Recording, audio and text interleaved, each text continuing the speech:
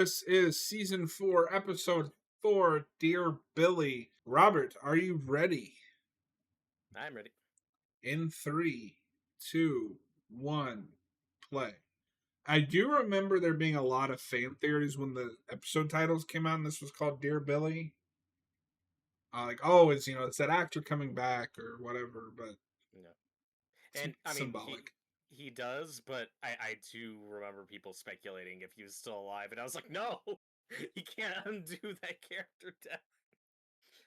He can't People do that the for second season and months bring after this Hopper back. season were speculating, oh, Eddie's gonna come back as like Vecna's servant or whatever. It's like, Because no, of he's some busy. random D&D passage about a character that's like a servant I'm to Vecna. yeah, I no. I'm sure there will be a dream sequence or vision or something where they can throw this appearance. I won't be shocked if that happens. But no, I don't think they're gonna resurrect Eddie. And like he's busy. Been in a million things since this show. He wouldn't have Yeah. time to be Johnny Storm while doing He's gotta Stranger be Things in season 5. he's gotta be in Doomsday with 6 million other people.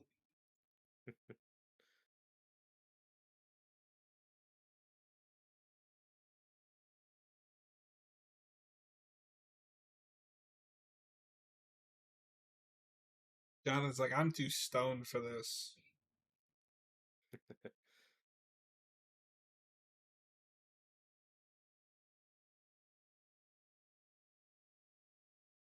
Tyler, how would Joseph Quinn have time to do everything?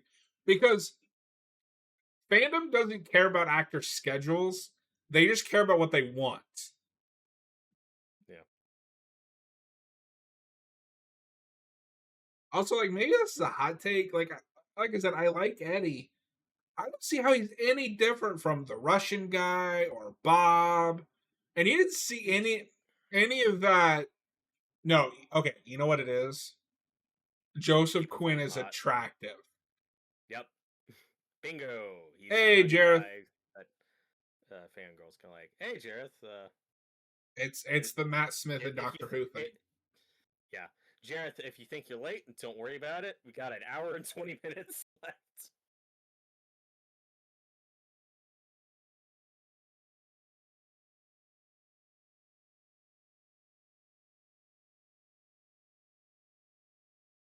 But also should mention that this episode was directed by Sean Levy, who directed previous episodes of the show, and after the direct Deadpool and Wolverine.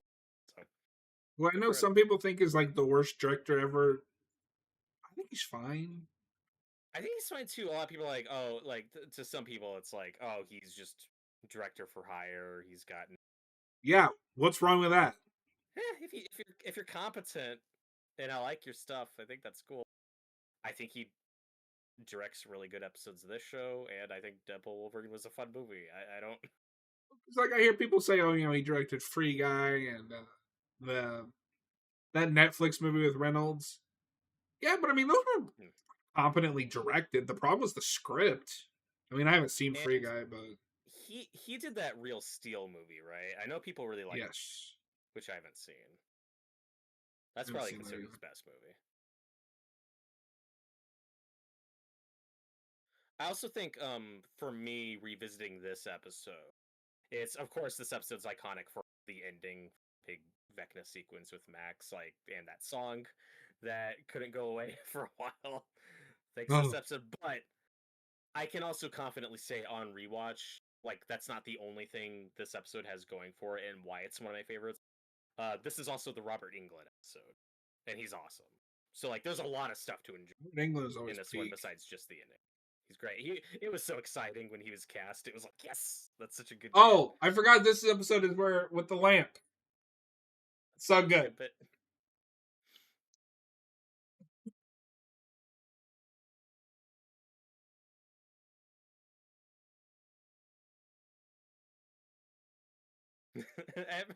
There's something charming about every character just scream in scenes like this. We do it a lot. It's a trope that doesn't get old for me. They're taking you out with this lamp.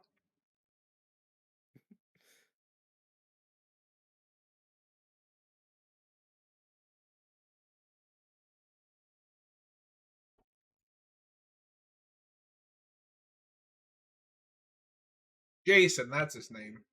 Yeah, of course it is.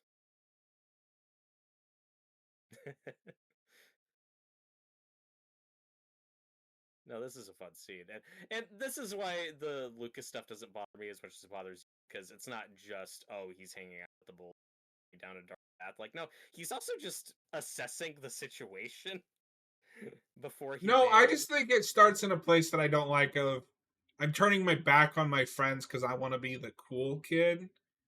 Yeah, I I know what you're saying. understand that that happens in real life, but this is a TV show, and that instantly makes me not feel bad for you and want you to die. You could have also played it like Will being gone is why he's just lost his interest in D&D. That's all it needs to be. Where he's like, yeah, with Will gone, I don't care about Dungeons and Dragons anymore. Like that's normal. That's just growing up. Not everybody's gonna stick with that. That's all it needs to be, not just being popular. Gareth, great job with the Castlevania stream. Oh, thanks, man. I enjoyed myself more than I thought I would. I might actually try to finish a couple of those. Thank How God much for those skipping like did you do? save. So I played about, if according to Google, I played about half the first game. But I mean that's an NES game, it's real short. I played like a half an hour of four. I played 20 minutes of two, and then I ended on a Dreamcast game. Thank God for the like quality of life, like save states and shit. Um, if Dude, I'd had to those old start games over used to be every time, murder. but Robert, old games good because hard. Yeah, I played some Sega Genesis kid, and some of those games could get real frustrating. Yeah, It's like I've said this you come back to the before. beginning. So I've been a gamer since the N64. Sega is the only console I've never owned one. Crazy. Also, though, at least some games, at least by the '90s era, figured how to do cheat codes where you could skip to later levels. That was nice. That was a godsend. I remember Duck Hunt.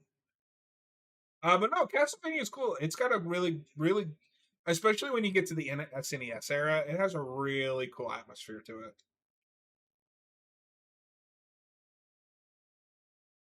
My problem with the Victor Creel name is it sounds like a wrestling name. Yeah. Victor Creel kills family. It's like, oh my god. My God, he killed him. For the first game, I'd recommend not using quick save. Replaying the levels. That's how you get better at the game. Yeah, I mean that's True. fair, but like on stream, I'm just playing it to finish it. I'm not playing to get good.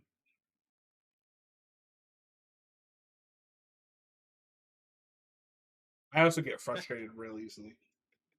I love how just mentioning dinosaurs is how Steve's like, stop, stop, you're losing me. You're not making sense. I You're think not it's in this fun. episode. Maybe it's in the next one. Somebody mentions Mordor, and he's like, "What the hell is Mordor?"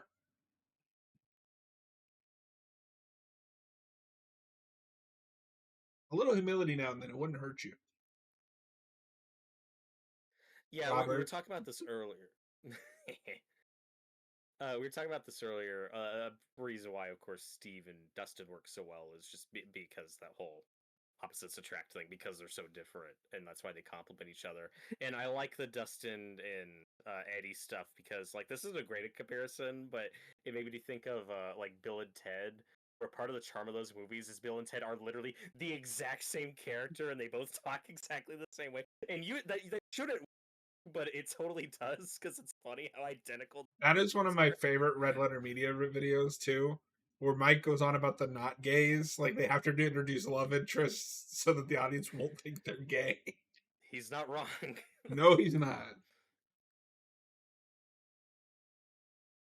But yeah, Jareth, I definitely I liked the first one well enough, but my favorite is four. I think is the best one. It's not shackled by the NES because the big problem with the first one for me is everything looks the same. Like there's not really a lot of color and Yeah, I think if you're into retro games and you like that feel, I think most would say Super NES, Sega, that was like the sweet spot, yeah. era for those types of games. where they were more advanced but still kind of had that charm and structure to it. But like you go back to old Atari games and shit, and I'm this is incomprehensible to me. That's before But my we time. definitely want to play more Castlevania because that was a really popular stream. I yeah, I'm down. I'm gonna make Robert play them, so I don't have to.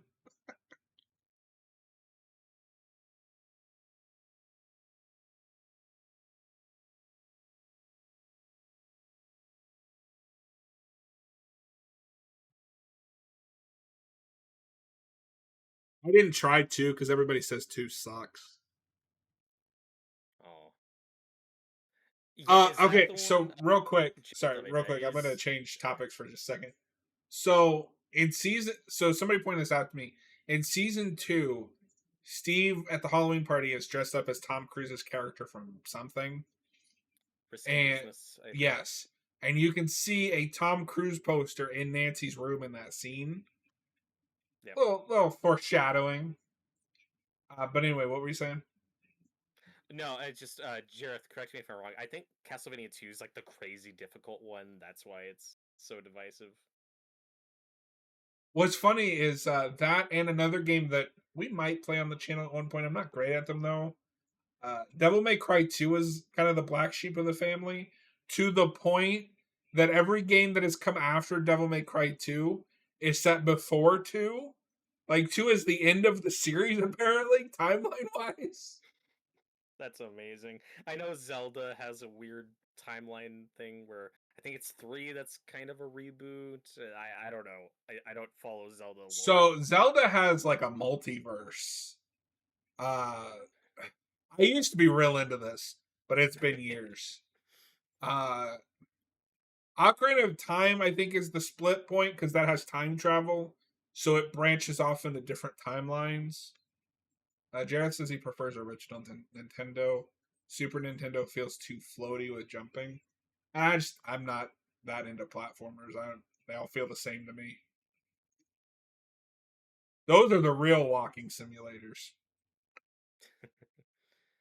Uh, I also just checked when Risky Business came out. Fuck, that was 1983, Yeah. which means Tom Is Cruise has like been one of the big A-list movie stars for over 40 years. Like that's Jared insane. says you basically need a guide to get through Castlevania 2.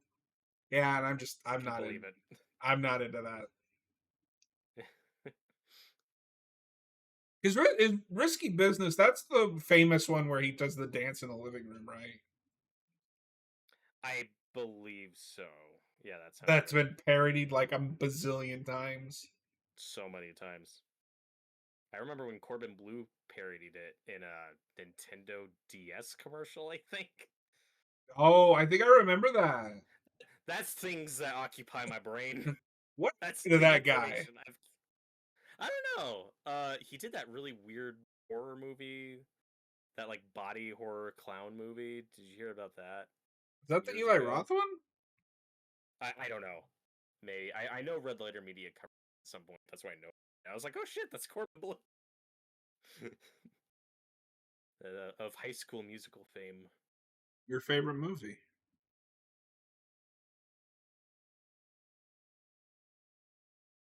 I remember when the third one hit theaters, and I was like, oh god, what have we become? Oh, is it Scary or Die? It might have been a segment of that. That's what it could be. Could be an Yeah. anthology film.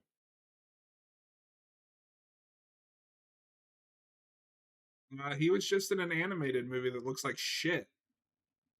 Oh, Actually, wait, is this an animated film? It might not be. Actually, this might not be animated. It's just the poster is oof. oof.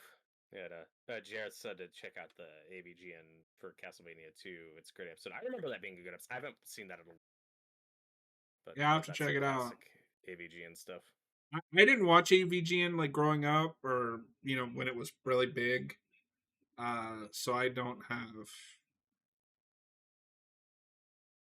I mean, he's Oof. fine. It's Yeah, this looks my rough. problem with AVGN is it's not my sense of humor, and it's talking Mhm. about subject matter that I don't care about, which is like retro games that I didn't grow up with. So it's like, yeah. I watched them. They're Yeah, fine. I like him. I like a lot of his episodes, but he's not someone I've ever like been through like a big phase with. Like there's lots of stuff I haven't seen, but my favorite stuff from him is just the more casual, just talking about movies. Yeah, His video stores. That's the his stuff I enjoy. the thing that frustrates me with his movie stuff because like he has a Friday the 13th series video that he did, Hmm. but it's also like 10 It's Monster minutes. Madness. Yeah, It's like you could make that a little longer. Like talk more about yeah. it. Well, I mean, to be fair, that was like early days YouTube. Yeah. And that's also like 12 movies, so it's still like a long ass.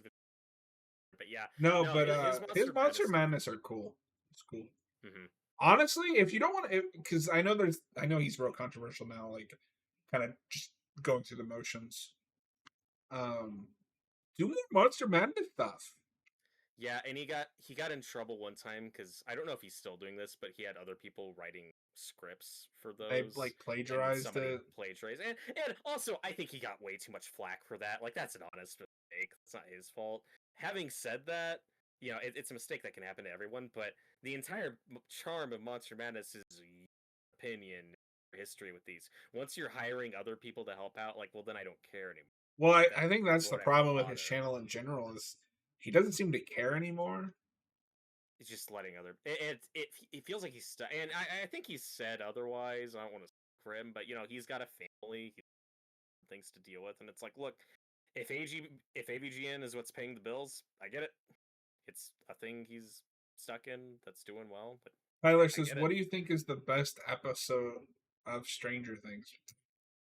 I fuck if I know. That's really hard to say in a show like this that is designed as a binge show where it's one long Yeah, narrative. like It's because not people use this like as old criticism. television. I don't share this criticism. This feels like an 8-hour movie. Yes. This isn't. Well, this episode happened, and then we build a little more towards whatever the ongoing plot is. Well, these are chapters in a book. It's like saying like what's your favorite chapter of it or The Shining? It's like fuck, I don't know. Like, that's not what that medium is. Like that's a weird question. But Robert's I would favorite say that episode is with Eleven's sister, as we all know. it ranks pretty low.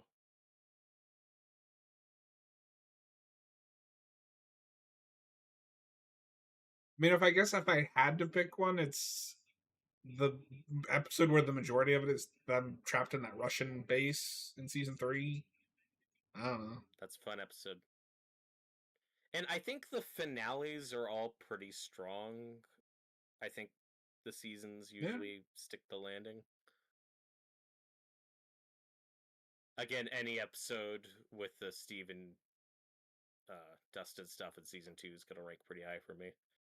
I like this. Where she's like giving them letters, and she even writes one with Steve. Hmm. Because I know the joke is that he's like the babysitter of all the kids, but he really doesn't interact with most of them. Like, have him and Will even interacted? Not enough, but it's cool that Max like respects that and appreciates what he's done for He's her, the even though big that he's brother had she one. deserved. Yeah, absolutely.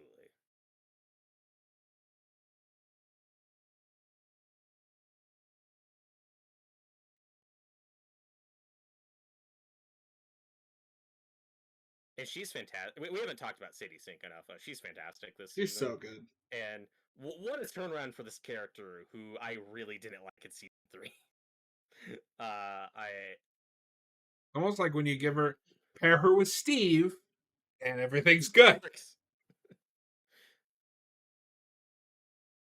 I just and we talked about this in our season 3 commentary. It's like that stuff really annoyed me where she's like, Mike, you can't control her. Mike, you can't tell her what to do. It's like you're telling her what to do.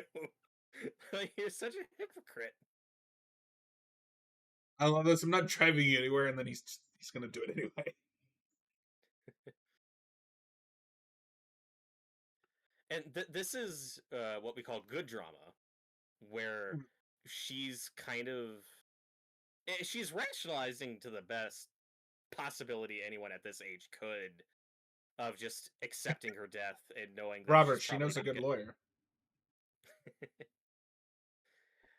but like again, no child should be ever be in this situation, but she's kind of growing to accept that she's probably a goner, but she doesn't know the dramatic irony being that's exactly what Vecna wants.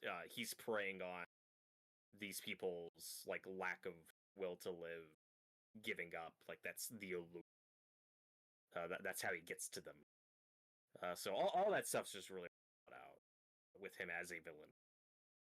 And meanwhile, at Arkham Asylum, Until the end, but we'll get there. no, and I think if they kill her, undercuts all. Well, I we'll see really how don't it like that. plays out, but because I agree with your read.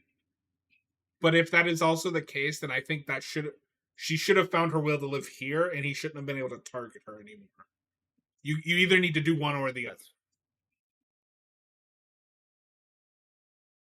I think that's just part of a larger scheme where no, her arc is here, but then she uses that to her advantage through the rest of the season, in trying to manipulate him. But okay, and we'll get more into this when we get there because I can't remember a lot of the later I don't stuff. know how the mechanics But work. just if you're going to do that, you can't fake a desire to die.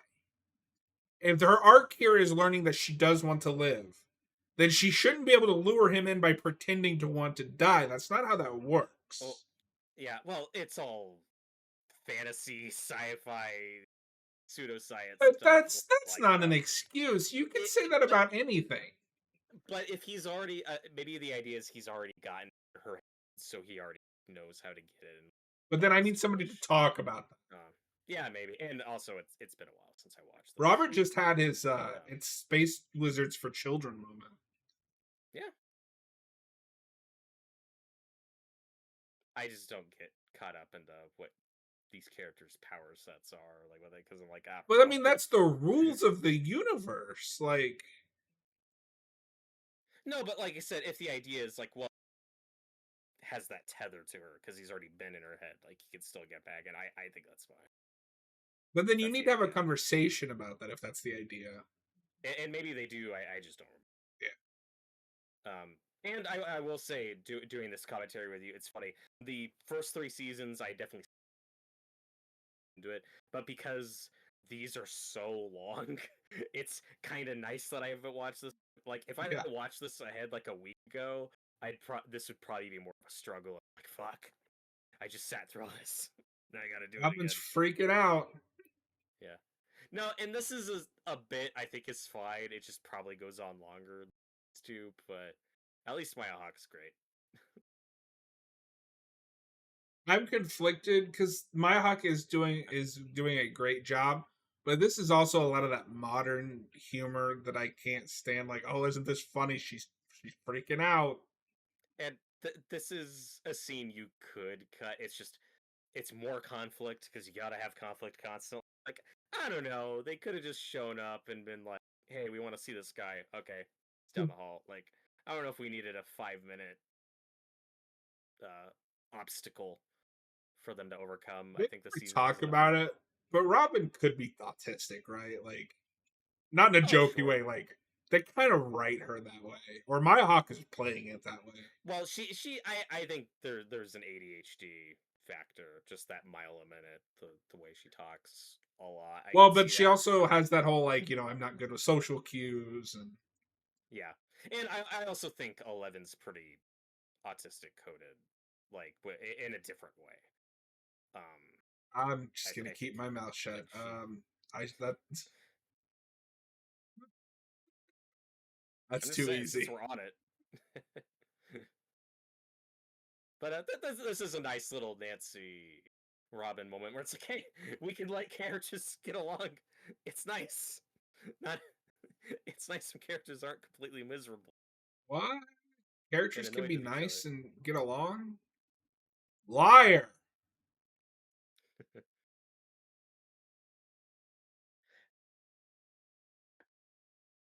And one thing I at least we've definitely talked about this more in previous commentaries, but since or earlier you brought up like how some people can't get in the show because it's derivative, it's just riffing on popular things. I've done that.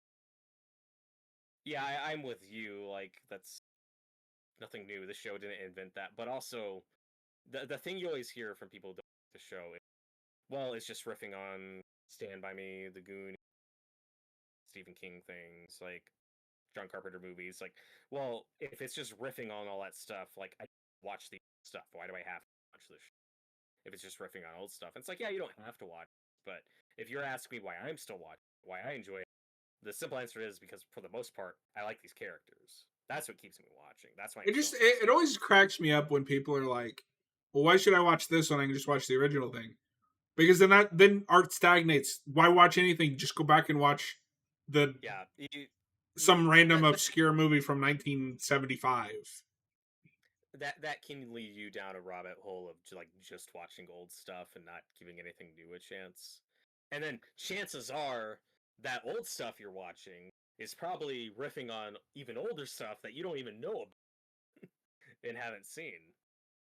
Yeah, like why watch Halloween? I'll just go watch Black Christmas. Why watch Black Christmas? I can watch Psycho. Exactly.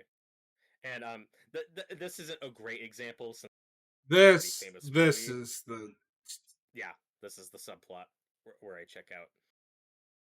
But like I said, this isn't a great example because this is also a famous movie. But hey, if a big Quentin Tarantino fan, well, there's a lot of stuff you should watch that he's the good, the bad, and the ugly. Uh, you know, but that is a filmmaker who is the poster child riffing on and combining things he's a fan of. but it's okay because he's But a fan of movies. yeah. But when the Duffer Brothers do it, it's not okay. Nor am I saying they're as good at it as Tarantino. Tarantino's great.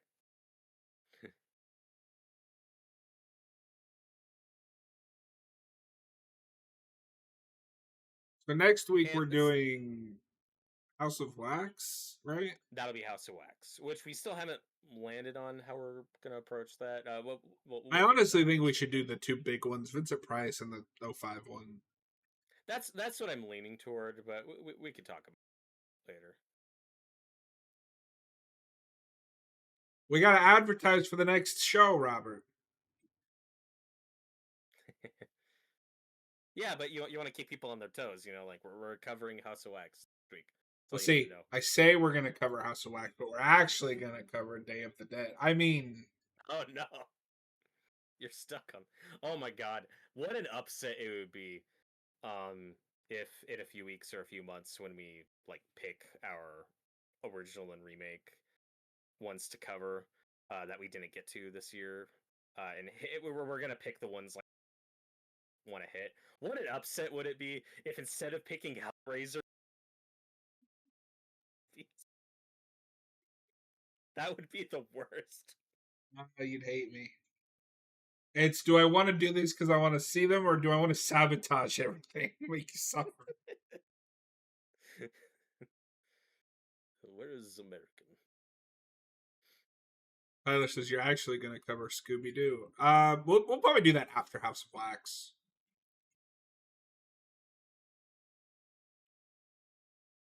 So in a vacuum, sequences like this are fine. Like, oh, that hurts to watch.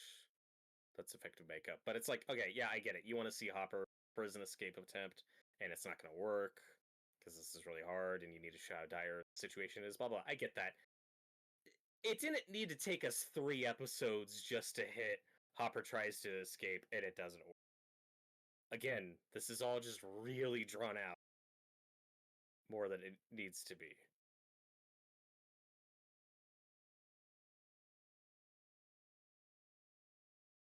Gareth is really happy we're doing House of Wax. Hell yeah, I'm looking forward to it. I've only seen the Vincent Price version. I've seen both, but I've only seen them once. That's a solid remake. That's a smart remake in that it's not a one for one of the Vincent Price movie. Now, if it's looking at the original, I don't know because I haven't seen like the original, but Mhm. I somehow doubt Which it. I believe is an early color movie. Whoa, whoa, whoa, whoa, whoa! It's true. Can't say that. Well, Horror that's something that sequences. surprised me because I said this off stream, but I've been going through the Godzilla movies. Godzilla Mhm. versus Kong is the third one, Yep. and it's in color. Yeah.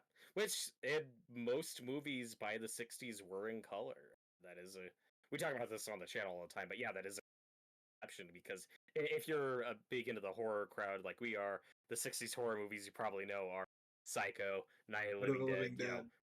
black and white movies, but no, the majority of 60s film in color by that Well, point. I was just And shocked that they went so big at the third movie, like King Kong. mhm. Also, I finally got to watch the Japanese version from the Criterion set. Oh, So cool. much better. Great. Oh, that's great to hear. I'd love to see it. I had a great No, viewing of that movie. Like I still don't care about the characters, but it's paced better. You get to the fights quicker. I've never seen that in full. Godzilla versus the original King Kong versus Godzilla. Do you think I should just try to do the Japanese cut and not bother with the American one? It is the superior version. The problem with the American version is it's like the American version of the original, where we just shoot American footage to explain what's happening in the movie Yep. because Americans are dumb and you might not get it. Yeah, and I've never seen the American edit of the original. I've just seen the Japanese 1954 version. And even that, the original being in black and white was probably a combo of just coming down to budget, and it probably just made the better. Like that was probably a factor. Well, that's also 54. I Yeah. There's a lot of color movies in the 50s. Before it was a novelty, but by the 50s you were seeing a lot. Like I remember, like Wizard of Oz, big hit movies in oh, color. Like that's right. that's 1939, dude. Like, Yeah, you're right. You're right. so The only reason that I would hesitate to say that is the only way to get the Japanese version is that expensive Criterion set. yeah, it would be Um, nice if they put out some of those in, like if they put out just a 2 pack of the American and Japanese, it might because the also just be Japanese like a edit. deal with Toho where they have to, because I know Scream Factory, whatever agreement they have to release Halloween 6 through 8 or whatever, they can only release it in that box set. Weird. And yeah, I that used to be a thing too, just with the Weinstein era where I back on Blu-ray, like if you want H2O, they didn't sell it individually. It was a correction. And those Blu-ray collections were real shitty. Like, Yep. if you ever look at those, they're not even 1080p. Well, what a weird set of 3 Halloween films, 6 Resurrection and H2O. Oh, like, am I that much of a completionist? I bought 1 through 5. Yeah, that's the I forget how much do you like H2O? Because that's probably the one you like the most of those three. All right. It's the best of those. Michael and Laurie are siblings, other than the Rob Zombie movie, but it's not Yeah, great. I agree with that. Do you find Resurrection funny bad? Yes. Trick or treat, motherfucker. He's in. I didn't recognize him. He has a cameo in the new Naked movie. It's amazing. Yeah, there's an interrogation scene where it's like where Liam Neeson like I see you laughter, and Oh, Busta Rhymes is like, yes, that's in the trailer. That's who that is? yeah, he's No, like, you I mean man? lost it at man laughter. Must have been quite the joke. So good. So you've seen the new That Naked Gun? yeah, it's really funny. I don't like it as much as the. I don't know bias, but it's like it's fun. It's good. I am They did a good job with it. curious. I don't think it definitely won't be better than 1. It may not, and then I might end up You liking like 3 a 3. lot. I like 3 a lot. The big one is, do I like? Will I like it more than 2? Because 2, it was good, but it wasn't as good as 1 or 3. It was like, Oh, 3. Yeah, it's hard for me to say with recency bias, but I had a good time. It's a funny movie. I enough jokes landed. dude, It's definitely a like kind of where I come at with comedy, where I'd say about 2/3 of the jokes landed for me, and for me that's pretty. For me, that's enough laughs. I'm not that particular when it comes to comedy. Tyler says he has the I just 4K want a of good the time. three of them. I'll send photos in the Discord if you want to see. I mean, if you want, I've seen the collection on like Scream Factory. And Jared says Halloween 6 is Oh, underrated. I respectfully disagree. now Jareth, I have to ask you this: which cut of Halloween 6 do you prefer? Robert prefers the producer's cut. I think it's the better film, but there are a You couple features really just that we have. needed that additional twist of the Oh, baby being Michael's. it's so bad. No, it's stupid. Like it's still really bad, but it's the first. The first one has like shitty. The theatrical cut has awful jump scares added to it, and I can't stand that stuff. The producer's cut gets all that out of They there. should have brought Paul Rudd back for the Blumhouse trilogy. That would have been fun. Would have been But amazing. I still think Anthony Michael Hall was good casting for that role. Also, like it depends on the movie, but Paul Rudd like that's just gonna be distracting for because you're gonna have the 2% of people he was in one of those movies, and everyone else going, "Why is Paul Rudd in Halloween? Why is Ant Man in this new Halloween movie?" That's really distracting. Why it'd be funny. Yeah, and seeing how Halloween Kills turned out, like you're not wrong. Because if correct me if I'm wrong, but the character he plays is the old man that like leads the army in the hospital, right? Yeah, yeah, that's Tommy Doyle. Just imagine Paul Rudd delivering "Evil Dies Tonight." Tell me that's Well, not a better movie. well, maybe you'll get your wish of that Anaconda. If Uh, that has Paul Rudd saying Anaconda's die tonight, sold. Jared says he likes both, but yeah, producer's cut. I haven't actually seen the producer's cut, but I'm not squeamish about that stuff. Like I like the Black Christmas remake, the '06 one, and that has a.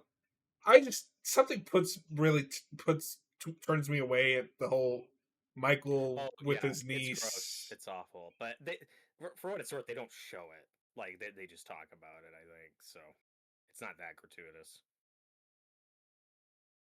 I also, I mean, part of it's just I don't care about Halloween as a franchise. It's like three good movies. Well, and Halloween 6, I think, is just broken from the start. Like that movie was just never gonna work. I don't even like. I'm not gonna say I don't hate it, but like fun fact, that's one of the first Halloween movies I ever see. So my first viewing of it, when I did context, I was like, oh, that was yes, it's It just a was dumb Rob slasher Zombie's movie. Halloween. It's either Rob Zombie's Halloween or Resurrection. One of those two. It's Freddy Krueger. I mean, Oh my god, no. yeah, One thing I will give them is this guy's backstory when you finally get it is fucked. it's so sad. I hope they bring it back. I hope we see him again, season 5. I I was a somehow little, doubt it. I I don't feel know. like if I Robert Englund we'll was see. in season 5, we would have heard something by now. Maybe, yeah. I was a little bummed when this turned out to be just a one episode role, but it's a great performance. He's really He's good in this episode. also he's also in an episode of Chuck. I think he's a villain of the episode. That wouldn't surprise me. He's in lots of just oddball things like that, just working actor stuff. The most random thing I've ever seen him in is there's a movie I think it's called 2001 Maniacs, and it's a bunch of kids that go like down south and are stalked by Confederate ghosts, and he plays like the leader. The only thing I remember about that is one of the kills was actually kind of cool. Uh, he they like draw and quarter this woman. I think Oh, that's what it's called, fun. where like they tie ropes to Yep. each of her limbs and have horses going in 4 separate directions. Damn. I was hoping that would tie into Scooby Doo on Zombie Island. Scooby, the ghosts are the good guys. Don't say that about the Confederate ghosts. Well, I mean, What are you doing?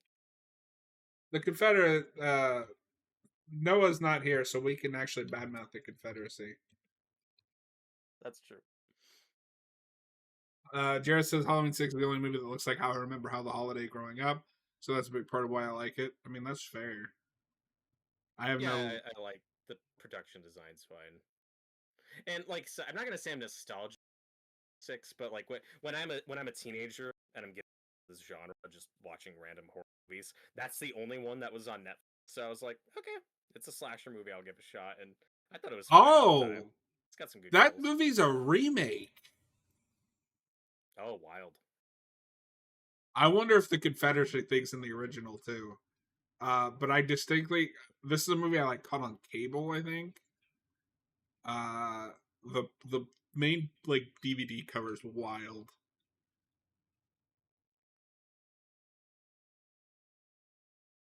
Oh my god, this is when like shit hits the fan. This was Uh, insane. this is a great sequence.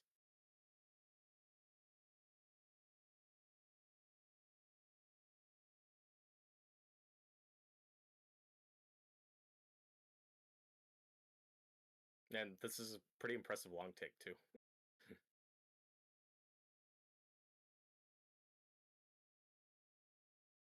Yeah, and for such a small role, I do like this mustache agent guy.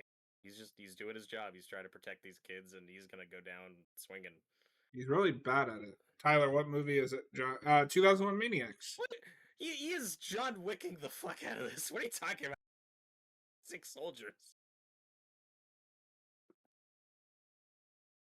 But see, this is the stuff where I'm like, oh, these kids just have like plot armor.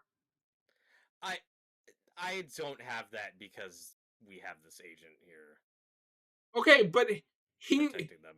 thank God they have the one guy good enough to take on an entire army by himself. It's not an entire army, but poor guy got shot. No, and I do think this is a fine way to wrap Argyle into all this.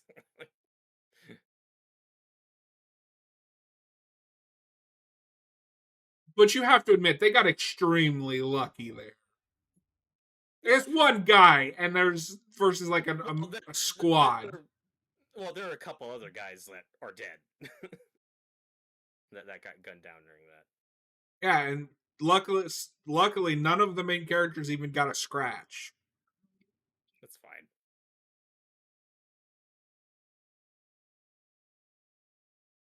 Oh God, why are we? And then this is the stuff that's like, okay, you can trim this down.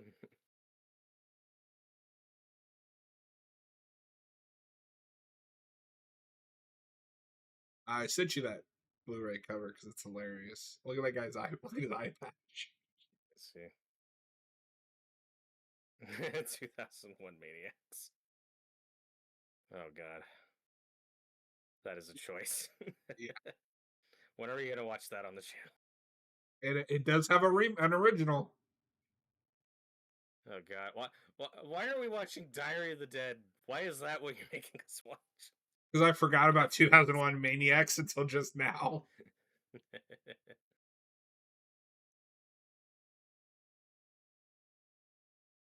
Wait, what subplot are we on? I can't tell. Hopper is attempting his escape. Okay,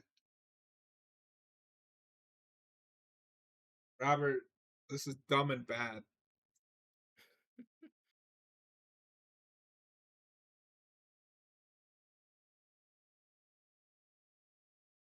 Yeah, because this all feels pointless. Like, even if he escapes, where's he gonna go? He has no money, no Well, passports. well, there's stuff in here. He was instructed to go here. Right. It's all But part of the where's plan. after this? Where is he gonna go? How is I he gonna don't get home? remember.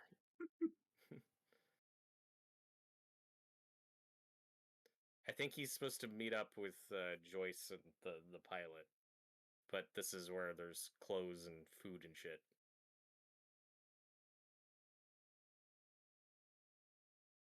Uh, Tyler says you can see over the last 4.5 hours, you guys have slowly lost interest in Stranger Things. That's not entirely true. I lose interest at points. It ebbs and flows.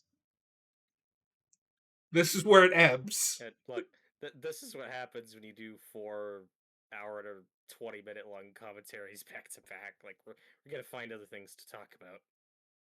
Well, just like there's nothing to say with this subplot. Like nothing of substance has happened in like 20 What minutes. do you mean? He's eating peanut butter. That's plenty of substance. I could go for some peanut butter right now. I'm not gonna lie. Are you a peanut butter fan?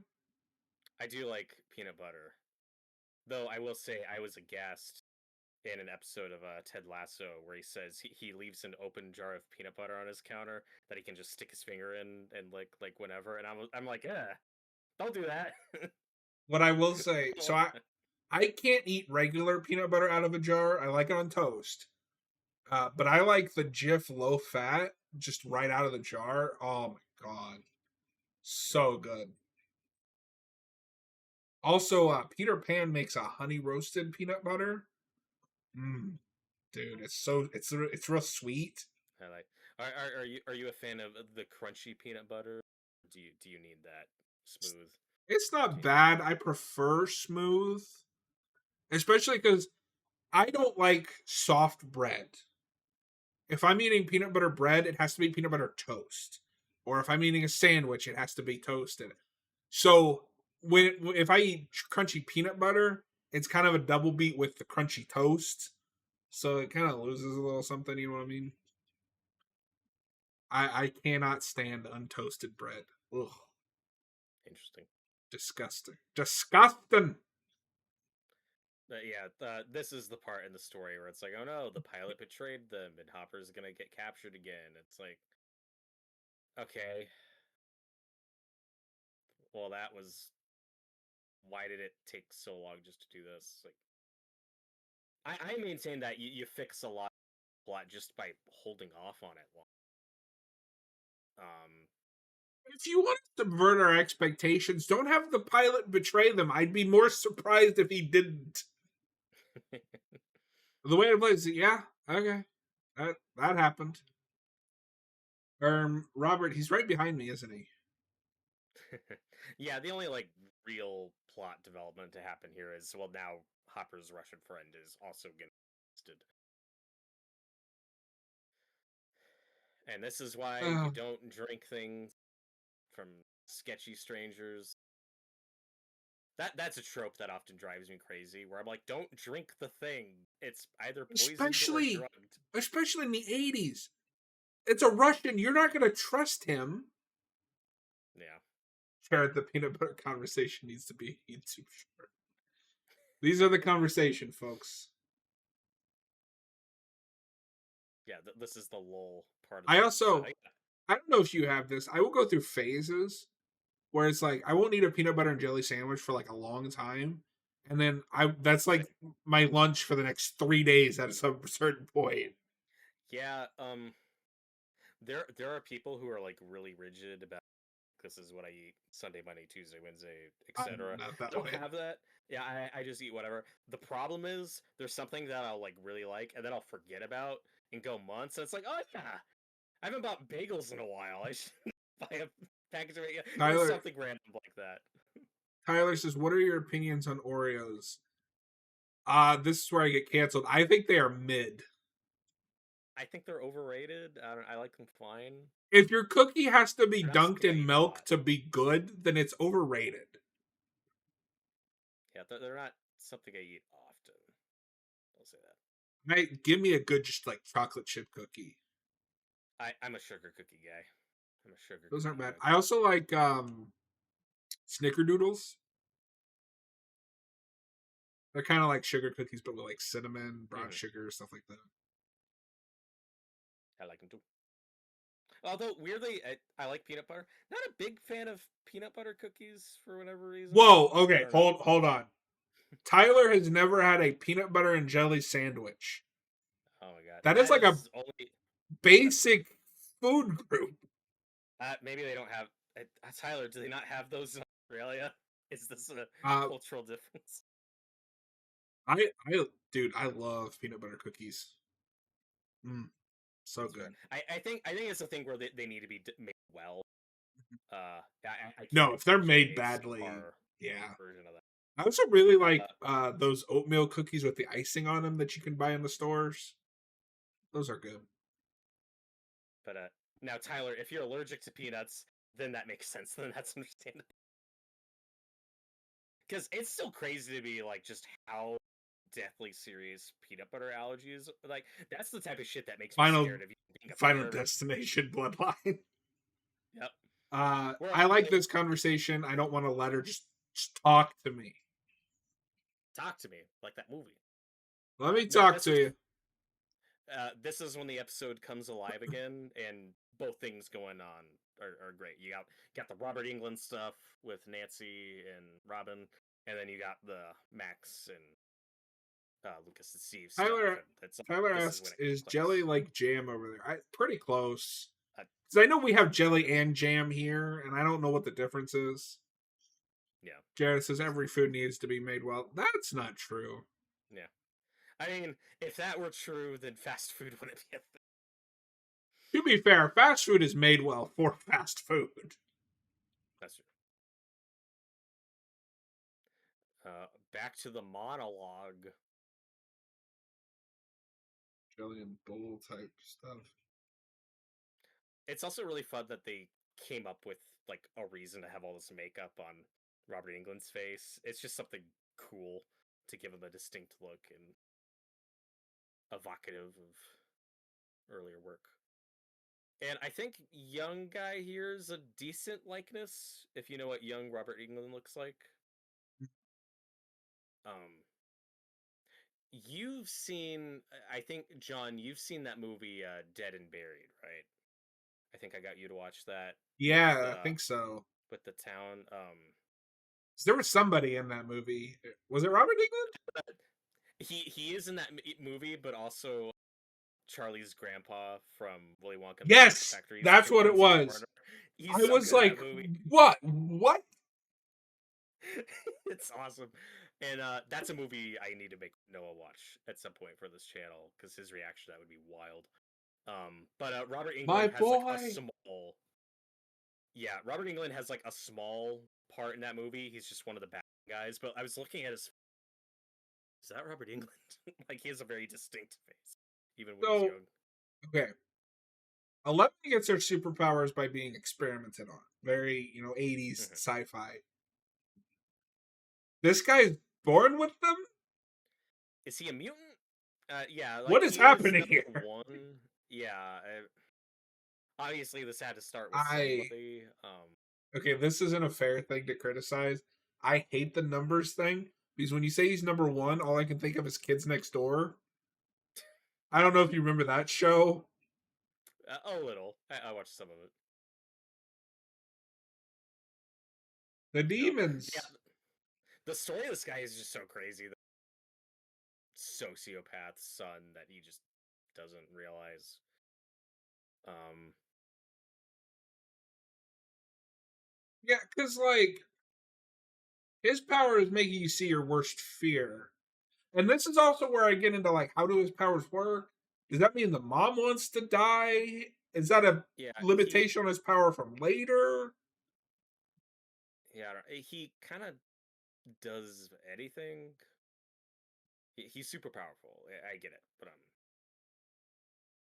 it. And here's the thing I find weird about the other kids. Back to the episode with Eleven's sister in season 2. One thing I liked about that was it showed that this other kid experimented on her power's a little different, right? So 11 can like has like telekinesis, like she has Jean Grey powers, like she can move shit, like she has Jean Grey. Get in your head, she has Jean Grey powers. The other girl, her power specifically was just making people see things, and that's it. So when you introduce other kids, you think they're going to keep going with that, where each power variation is slightly different. But no, all the other kids this season just do what 11 does, which makes the other sister like just like this weird outlier. Except for Vecna, because Vecna can make people see shit and also move shit like anything. He's uber powerful. Um, so yeah, I don't know. So the story here I really like. It's really dark. Like he knew, like there's this evil tormenting his family and he doesn't know it's from his son. No, I do Uh, appreciate the real effort in back to the horror of that first season. yeah, And you picked the perfect guy to deliver horror exposition. Robert Englund just has like one of those voices. it's such a good. The first thing I ever hear him in the original Justice League cartoon, he voices a villain called Felix Faust, and those episodes are Oh pretty good. yeah, yeah, yeah. He's also the Batman's Riddler. Yep, and he's a great And Riddler. I've said this before, he has been my pick for years for a live. It's too late now, but he would have been my pick for a live action Scarecrow. I know it's on the nose. I don't care. It would have been peak. He voiced Scarecrow in Injustice 2. That's something. Yeah, my problem with that is it's really just him saying lines at the beginning and end of each match. I can't believe he's almost 80. I know. Because, We like, need, yeah, he's not young when he's cast as Freddy Krueger. Like, yeah, he's we middle really aged need to at do that more point. of the Nightmare movies. Hmm. Absolutely.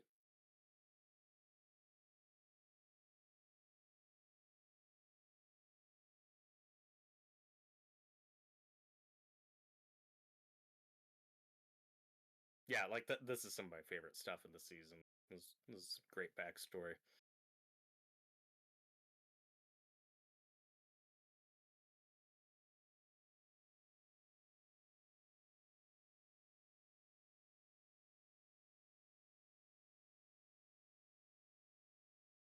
And like you said, the atmosphere is great. I appreciated how dark the season went. He said nightmare. He said the thing. Instead, the thing, every Or are we house some kind?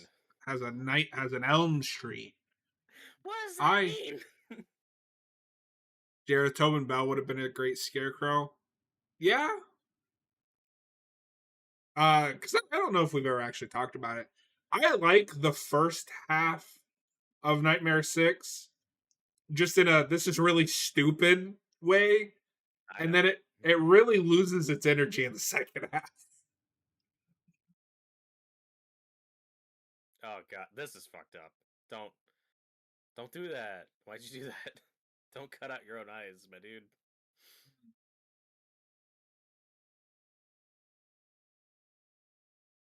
Oh, Robert Englund's so good. He's a national treasure. Slasher Fred's in the live chat. He said he thinks this was really centered around 11. I mean, she is this whole like ostensibly the protagonist to this show, but it's also an ensemble thing. It's something it struggles with season to season. I also don't think this season is really that centered around her. If anything, it's centered around Steve and his group, and everything Yeah, else and is Max specifically. Yeah. yeah, everything else is tied to that in some degree.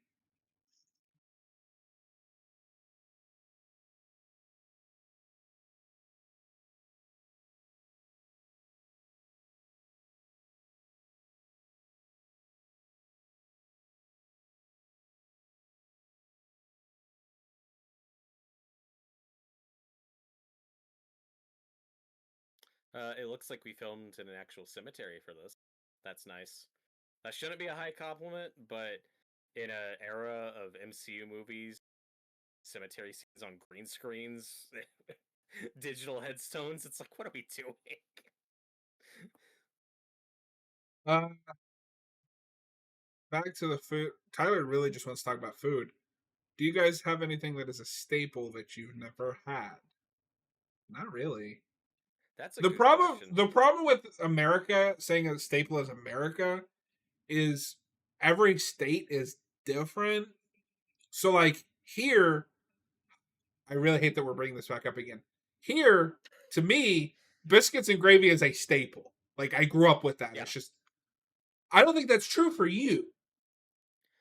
Well, it is. It actually is for me because my mom's from Oh, okay. the south, or like, yeah. So like, I know biscuit gravy. I get a lot of side so, but my mom, what's funny is she lived in Virginia primarily, but she actually bounced around in a bunch of different places growing up because my grandfather dad was in the Navy, so like she moved around a lot growing up. So it's like my dad's the California born and raised guy, but I do have influences and I like things how from other Tyler says states. biscuits and gravy, not again, when he's the one that brought it up.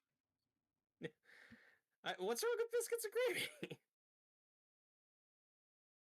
Because Tyler didn't know what a biscuit was. He thought I meant like a chocolate chip cookie or something. I don't even remember now. Anyway, back to this scene. Sadie Sink's fantastic. She's so good. This is a good monologue. That's why this episode's standing out because hey, we're back to more monologue, not just exposition. But to my point earlier, this should have been the closure for her with Vecna. Like this should have been, I want to live now. I've made peace with this. Yeah, Or I can't overcome this, and then she should have died. It's one of the two. This wants to play it kind of in the middle, and it doesn't and work. I lean toward the former, and I think that's what they think they're doing because she's gonna kind of use it up and against it. But I need to watch it again to Mm, refresh my memory and see how that plays out. But for absolutely. me, this episode was like a big standout and very cathartic.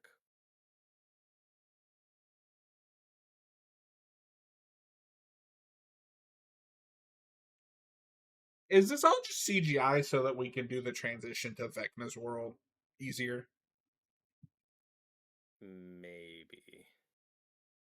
I think we're still in a real place.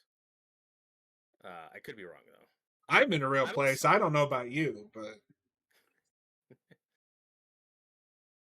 I'm also like not always like don't always have the best eye for when something's real or when something's green screen.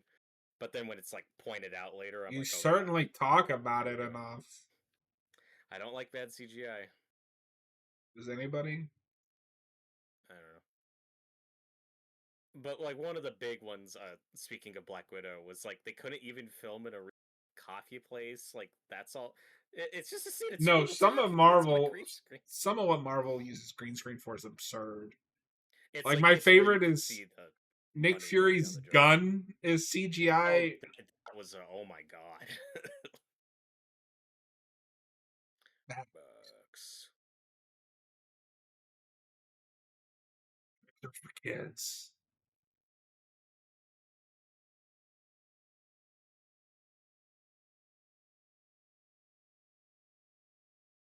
So there is a very interesting thing with Steve that I've noticed as I've watched this show. If you notice, he always calls the guys by their first name or by their last name, but women he always calls by their first name. And I think that's a That's really an interesting. interesting character because it's always Sinclair, Henderson, Wheeler, but always with the girls, Robin, Nance, or Nancy. That's a great observation. That used to trip me up when I was first going through, where I was like, why is he calling Dustin Henderson? Like, I thought it was weird, but now I'm like, oh, okay. Shit's getting real.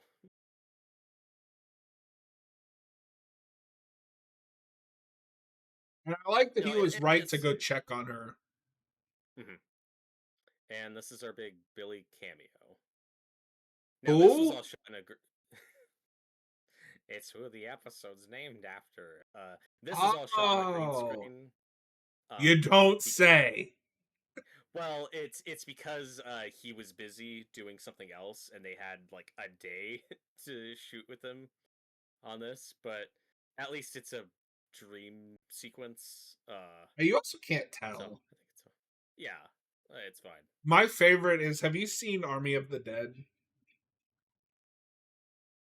Uh, yeah, the Zack The Snyder movie. Snyder one? Yeah, Where but it's been a he while. replaced someone after the movie was shot and just green screened them into the movie. Yeah, at least there's a good reason for that because that actor he was replacing turned out to be a monster. Oh, is that what it? So I mean, yeah, to that movie's credit, I didn't notice. no, I think it was integrated well enough. Like That's also the that's one least of of that those. movie's problems. Oh yeah, totally. That was the peak of the whole cancel culture wave, which we got kind of carried away with. That was a case of no, this guy deserves to get taken out of the movie. He's a Who was it? from what I remember. I don't remember the actor's name. It wasn't somebody I knew well. It was just like, oh god. um, this plays comedically, but it's so well acted and so genuine. Like Steve, like pushing Dustin like that. Like, no, this is Yeah. urgent. Get going. They're all selling the intensity of this really.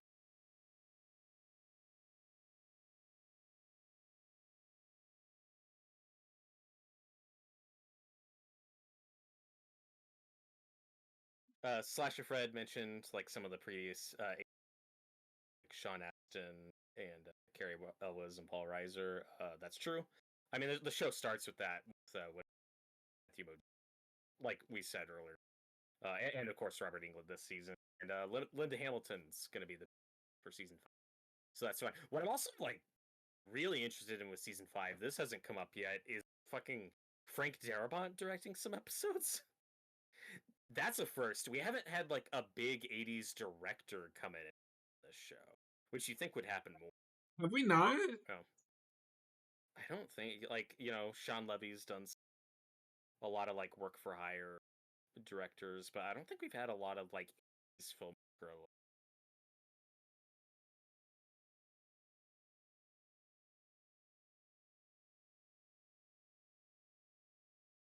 Oh, well, no, you're right. I don't recognize anyone's name here. It's just wild that this of all things is what Darabont's coming out of retirement to direct. Like, okay, Honestly, one thing I will give the Duffer Brothers credit for is they direct most of the episodes. that's true. Like that, this is very much their Not show. just Yeah. even season one, like throughout the entire thing. Like they're because one thing that is kind of I think is kind of unfortunate with Ash vs Evil Dead is that Sam Raimi directs the pilot and then just kind of steps And back. then that's it. Yeah. I mean, I'm happy with what we got, and I always got Yeah, the vibe that Sam Raimi never really wanted to make.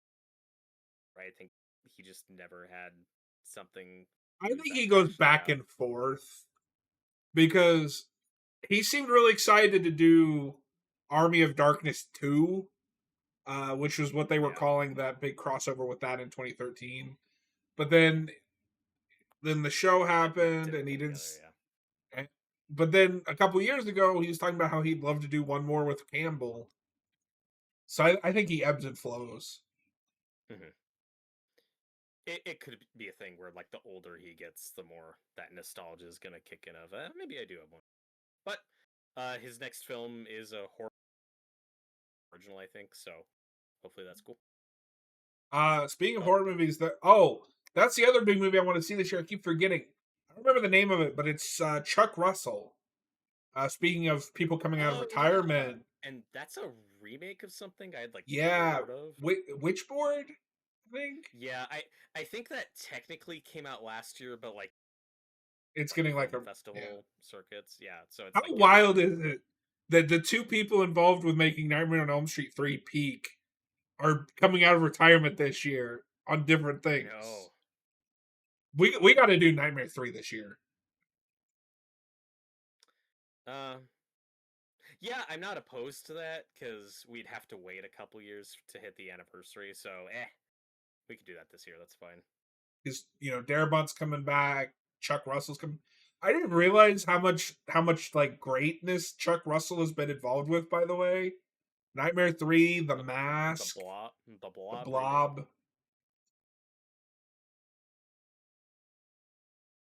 I will say Vecna's like creepy castle looks great. So this doesn't have anything to do with anything, but his lair reminded me a little bit of Rita Repulsa's castle in Power Rangers. And I learned the other day that if you watch that show, specifically Power Rangers, it's always zoomed out, and that's because the sign there's a sign on her castle that says it's her place, but it's her Japanese name, and they just don't want you to notice. Yeah, exactly, Tyler. With that new 4K set coming out, I think it's I think it's time to do Nightmare 3. But that'll probably be in October. Yeah, yeah. Gareth, did you just call me Blob? I did, in fact, call Robert Blob. That's his nickname. Oh my god. Oh, and Witchboard is the name of that Chuck Russell Witchboard, movie. I never even yes. heard of the original. I want to check that Nope. out. I had that Uh, with another thing that Raimi wanted to do. He wanted to remake something, or he was announced to yeah, be remaking something I'd never heard of. that sounds familiar. Also, to connect it back to Stranger Things, we got Jamie Campbell Bower here playing Vecna. He is in that Chuck Russell. Uh, he's one of the cast members. You know me, I'm a sucker for red lighting, and this This looks looks pretty so cool. cool. No, this is cool stuff. This is like, yeah, and like I said, Vecna won me over just through performance and just the approach alone. Like, I respect how practical they make up. Long hours getting him in that. It's very practical. The bloopers That for this are voice. amazing, by the way,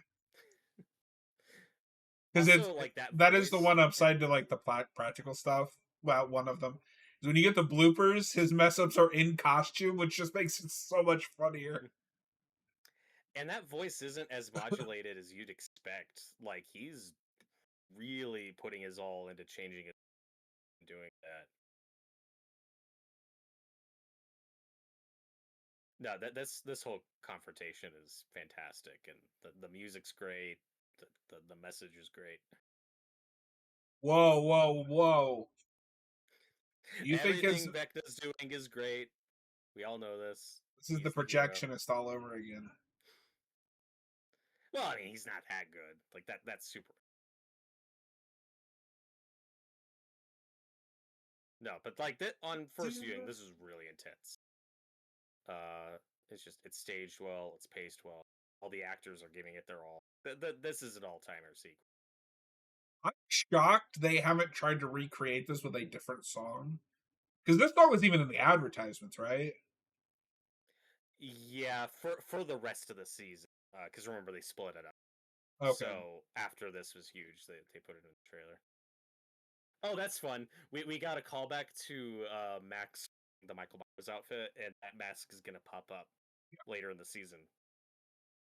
I love how they bring that back. It's so good. That's a good example of paying attention to your continuity and just what these characters have. No, Robert, we can't ever repeat anything we've ever done or it's nostalgia Oh, bait. okay, okay.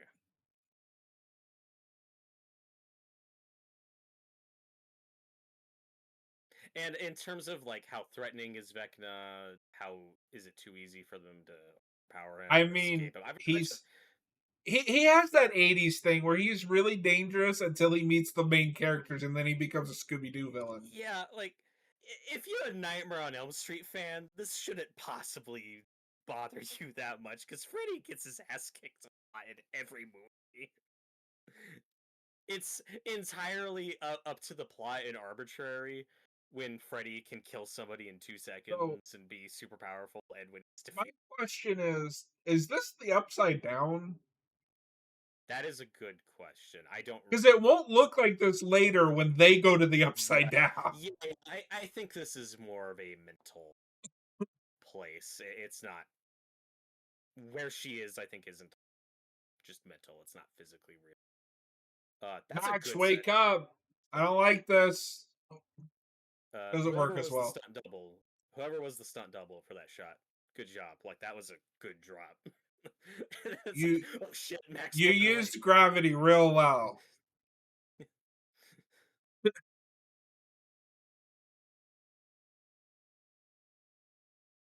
And so yeah, aside from the Russia stuff, again, if you shaved this down to an, it's perfect. But as is, I think that's the best so far this season. I I think it holds up for the most part. It's a great episode. It's a great.